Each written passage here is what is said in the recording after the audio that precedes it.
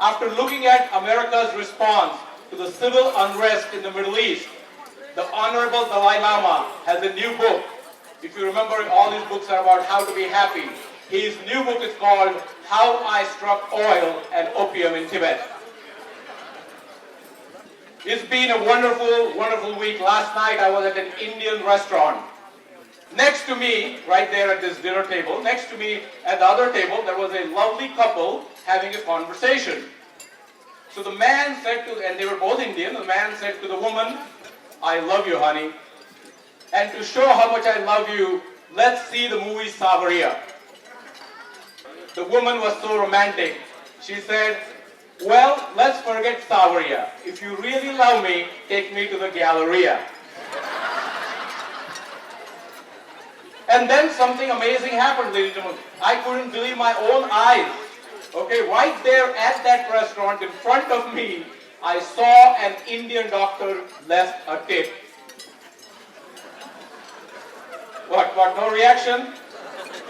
Last week I did the same joke at the Indian Nurses Association. I got a standing ovation. So there I was, getting ready to come to the United States, so I took a course. It's called ESL. You know what I'm talking about? ESL. It's called English as the 16th language.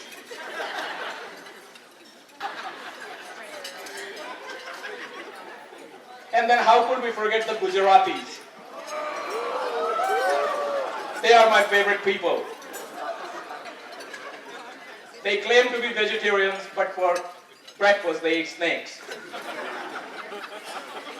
In fact, one of my neighbors, his name is Chaman Bhai.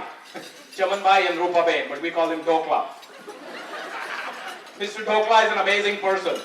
I still remember this. Right after 9/11, I was traveling, touring some country, some other city. And Mr. Dokla called me on the phone and he said, "Saidas, you better come back home because they are going to arrest all tourists." I said, "All tourists?" So I turned on the TV to find out. So George Bush, remember what he said? "Either you are with us or you are with the tourists." Y'all remember that? So anyways, Chaman Bhai was confused about terrorists and tourists. So of course, one thing Chaman Bhai said was very good. I was majoring in chemical engineering, and he called it Come-Akal engineering. Come-Akal engineering. And he was right. When I went to school at the University of Houston, they said, "Saidas, chemical engineering is very good. It will build character." Now I know what they meant. As a chemical engineer, you get laid off very often. I found out that really builds character. And talking about aftermath, by applause, how many of you still remember Hurricane Rita Katrina fiasco? By applause. Drop the Saag Paneer. By applause. You all remember that scenario, correct? That morning, there was anxiety, correct? As doctors, you're very happy because there was Xanax, flowing in a pipeline. But there it was. There was anxiety, ladies and gentlemen. We did not know when to evacuate and which way to go. Y'all remember? So I stepped outside and Chaman Bhai and Rupa Ben were digging in the parking lot. I said, "Chaman Bhai, what is going on here? Why are you digging a hole in the parking lot?" He said, "Didn't you hear on TV? They told us to excavate."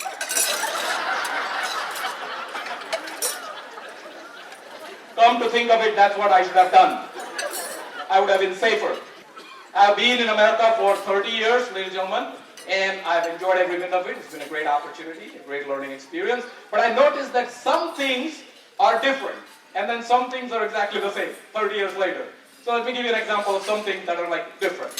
So in India, if you eat outside at restaurants, the food is cooked by chefs from India, right? Indians from India. Well, in the United States, if you go to any Indian restaurant, the food is also cooked by Indians, okay? Indians from Guatemala. So it's kind of a little different. And here is something that I don't think has changed. 30 years ago, I had to wait for 6 months and pay $2,000 to get a visa to come to the United States. Now, today, to go back to India, I have to pay $2,000 and wait for 1 year.